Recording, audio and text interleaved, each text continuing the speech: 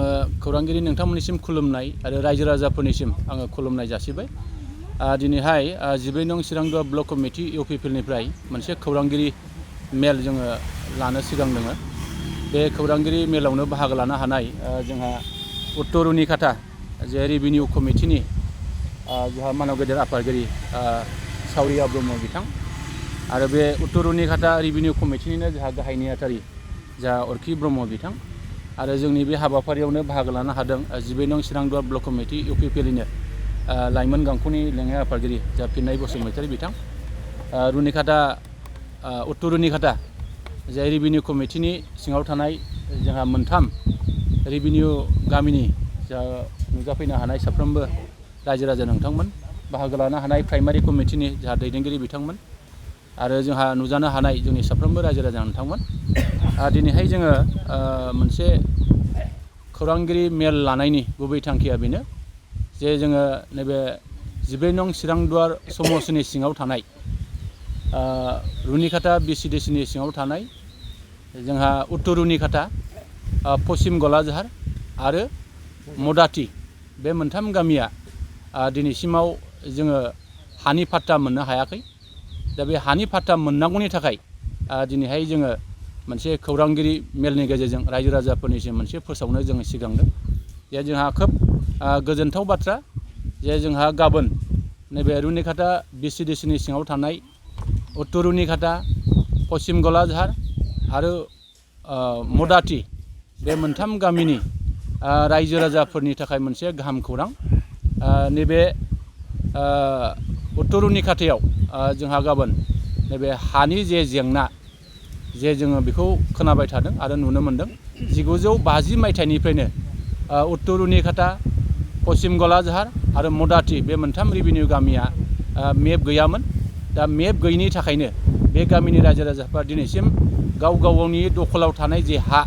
बेखौ दासिमाव रेभिनिउ खालामनानै लानो हायाखै बा फाट्टादारि खालामनानै लानो हायाखैमोन। आरो दिनैहाय फैयै फैयै 72 इयार्स जाबाय, 72 बोसोर जाबाय। बे बोसोरनि उनावहाय दिनैहाय जोङो मोनसे मोजां खौरां जोंनि गेजेराव फैगासिनो दङ। बे थांनाय 17 बोसोराव जोंहा बिपिएफ खुंनाय सरकारा बे ओनसोलनि बे मोनथाम रेभिनिउ गामिनि हानि थाखाय बिथांमोनहा फाट्टादारि खालामनानै होनो हायाखैमोन। नाथाय आथिखालाव प्रमद बर' दैदेननाय जे बिटिआर सरकार, बे बिटिआर सरकारनि गोख्रों नाजानायाव नै जोंहा गाबोन बे उत्तर रुनिकाटायावनो मोनसे नैबे उत्तर रुनिकाटा, पश्चिम गलाझार आरो मदाति गामिनि मोनथाम रेभिनिउ गामिनि हानि फाट्टा मोननांगौनि थाखाय जोंहा गाबोन मोनसे हाबाफारि लानाय जादों। बे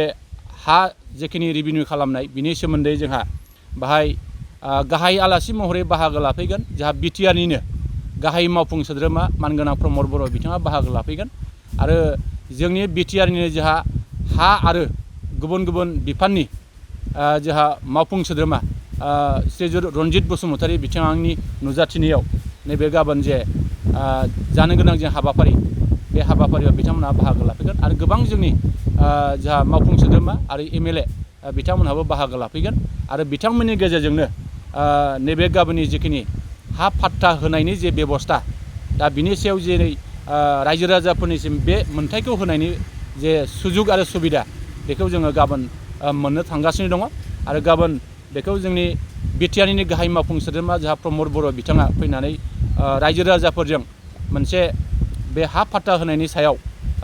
गुवारै सावरायलायनायनि मोनसे हाबाफारि लानाय जादों। दा बे हाबाफारियाव आङो जोंनि 12 नं चिरांदुवार ब्लक कमिटि इउपिपिएलनि जा गासैबो दैदेनगिरिफोर, जोंनि नैबे 12 नं चिरांदुवार ब्लक कमिटि इउपिपिएलनि सिङाव थानाय 10था प्राइमारि कमिटिनि गासै जोंनि मावथि आरो दैदेनगिरिफोर, जोंनि 12 नं चिरांदुवार समस्टिनि सिङाव थानाय 9था बिसिडिसिनि गासै जोंहा जोंनि मावथि बिथांमोन, लोगोसेयैनो जोंहा मोनथाम जे रेभिनिउ गामि जोंहा उत्तर रुनिकाटा, पश्चिम गलाझार आरो मदाति बै गामिनि रायजो राजाफ्रा गाबोन बे जायगायाव फैनानै निश्चय लोब लोब बाहागो लाफैगोन आरो जोंनि हाबाफारिखौ जोङो मोगथां महर होनो थाखाय जाहाथे बे हाबाफारियाव जाहाथे बयबो बाहागो लाफैगोन, बिनि थाखाय आङो दिनैनि नैबे खौरांगिरि मेलजों रायजो राजाफोरखौ आङो गुरै खावलायहरनाय जाबाय। जे दिनै मोनसे गोजोनथाव बाथ्रा खौरांगिरिनि गेजेरजों मोनसे फोसावनाय जे फैगौ 13 थारिख मेनि 13 थारिख मोनसे प्रग्राम दा बे प्रग्रामानो जाहैबाय जोंनि उत्तरनिकटा आरो पश्चिम क'क्राझार मौजाथि बे मोनथाम गामिया जोंहा माने मेप गैजाया 1950 सननिफ्रायनो दा बिनि थाखायनो बे मोनथायनि थाखाय गाबोन मोनथाय राहा होनो गाबोन बिटिआरनि जे मावफुं सोद्रोमा प्रमद बर' सार फैगोन आरो बेजों लोगोसे जोंनि 14 नं समस्तिनि हानि बिफान सोद्रोमा मावफुं रनजित बसुमतारी नुजाफैगोन जोंनि उत्तरनिकटा मौजाथि आरो पश्चिम क'क्राझारनि बे हानि मेप गैयै बा जुरिब जाजायै मियाथि पाट्टाबो गैयै बिनि सोमोन्दै मोजां खौरां मोननो होनो थाखाय गाबोन नुजाफैगोन। बेनिखायनो जोंनि मोनथाम समस्तिनि मौजाथि आरो पश्चिम क'क्राझार उत्तरनिकटा बेयाव थानाय मेप गैजायै रायजो राजाफोरखौ आङो नखरे जाहाथे रावबो थाबोआलाजासे बेवहाय बाहागो लाफैयो आं बिनि थाखायनो रायजोनि जानानै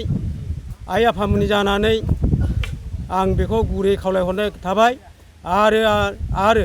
बेवहाय इउपिपिएलनि जे मावफुं सोद्रोमा बिथांमोननिसिम आं जोबोद गोजोननाय मोनदों जोंनि बे उत्तरनिकटा आरो मोनथाम सिटनि माने मेप गैजायैनि थाखाय जोबोद माने खौरां मोननायखाय आरो खौरां फोसावनो